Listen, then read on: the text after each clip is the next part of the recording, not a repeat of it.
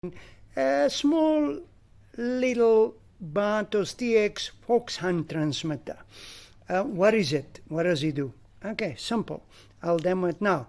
Okay, basically it's a small little PC board, okay, which is perfectly tuned. It's a crystal controlled, low power transmission, and it sends basically tone on specific frequency, which gets picked up on 2-meter band or 70 centimeter, which is 144 or 400 and something megahertz, or even in a FM band from like 7 megahertz to, or as a matter of fact, even 3 megahertz up to like 140 mega, up to 2-meter band. So then you don't have to use portable radio, dedicated portable radio. You can use ordinary FM 88 to 108, for sort of receiving the actual signal transmitted by this little transmitter.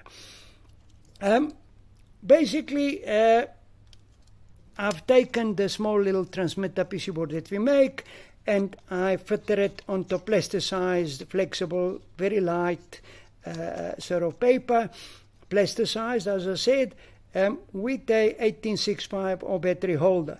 So to switch it on, basically you take a 1865 or a pre-charged battery, and then you put it the right way, plug it in, and voila, it's transmitting already.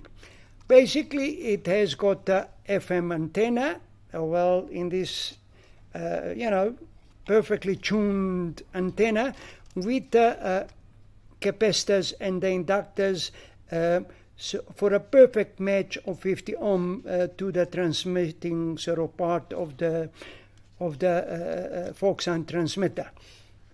And then, of course, what I have done in order to get the maximum out of maximum power, maximum distance out of the actual Fox Hunt unit. Also, what I've done is I put the extra radial wire. They call it a radial, which is also perfectly tuned. Again, to give it an extra sort of distance and things like that. Okay, so basic setup. Let me put it aside. I'm going to use this one here. Okay, I got the spectrum analyzer portable. I got the two-way radio. This particular transmitter will transmit on 152 megahertz, 720. Okay, and right now you can see there is no signal. I'm basically using 500. I'm transmitting, if you look at it here, 152.47, sort of on a spectrum analyzer. I'm basically scanning 152.475 to 152.975. And there's no transmission coming or anything like that. Now, what I'm going to do is I'm going to apply about 3.8 volt, simulating the lithium-ion battery, and straight away you can actually see radio is picking it up, okay, and you can see it's in sync with the transmitted signal, and so is the signal picked up on the spectrum analyzer, and it is exactly on the radio 152.720, and over here 152, the peak is 722 megahertz, which is excellent. And the nice thing about a little transmitter, let me just put it a bit softer, and this is the actual sound that you're going to be getting, beep, beep, beep, beep, beep, beep, and so on. Okay, and now the nice thing about a transmitter is that it can oscillate from 1 volt to 6 volt. That's what it's been designed for. Nonetheless, you can apply even 9 volt.